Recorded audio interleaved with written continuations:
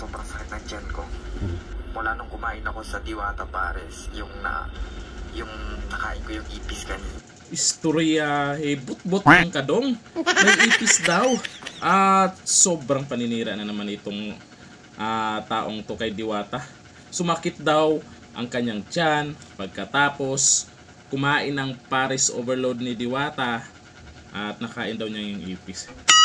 Sino bang pinagluloko mo? Alam mo na palang may ipis, kinain mo pa. Nako, masyado yatang bio-bio yung dating mo ha.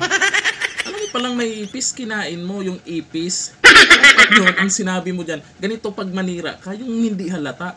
Dapat kumain ka, yung pagkain mo na Pares ay may ipis. Pero yung pagkasabi mong kinain mo yung, nakain mo yung ipis, aba, anong dating mo doon? Capital T-A-N-G-A, kinain mo, ipis, kinain mo. At ito lang yung mga madalas na nambabas dyan. Akalain mo ha, natapos ng kumain, nabusog na, nakauwi na ng bahay, tsaka nagreklamo. Di ba pwedeng habang nandun, di ba sa dami ng tao, nang kumakain doon, marami kang katabi, sigurado po ako na meron pong maka-witness nun sa kinakain mo. Magreklamo ka doon habang kumakain. Mahirap no? Kainin muna, ubusin muna bago magreklamo, no? Magreklamo ka doon habang nandun pa. Pwedeng palitan ni Diwata, pwedeng maayos naman kausap yan si Diwata, mabait naman yan. Hindi yung pag-uwi, tapos ka nang kumain, sabihin mong may ipis.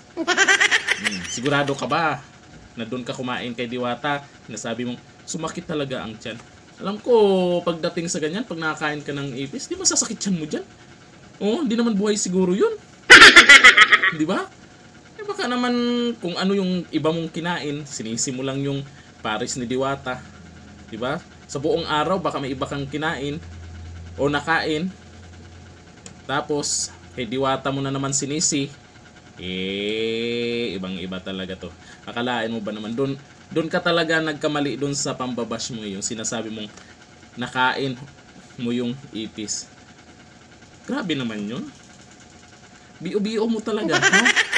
Sa totoo lang.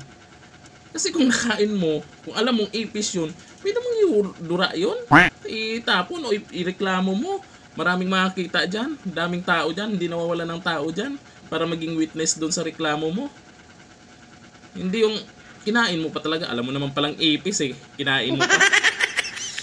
Karamihan na nagre-reklamo, andun pa lang, nakita ang ipis, ayun, magreklamo. Hindi yung kainin mo.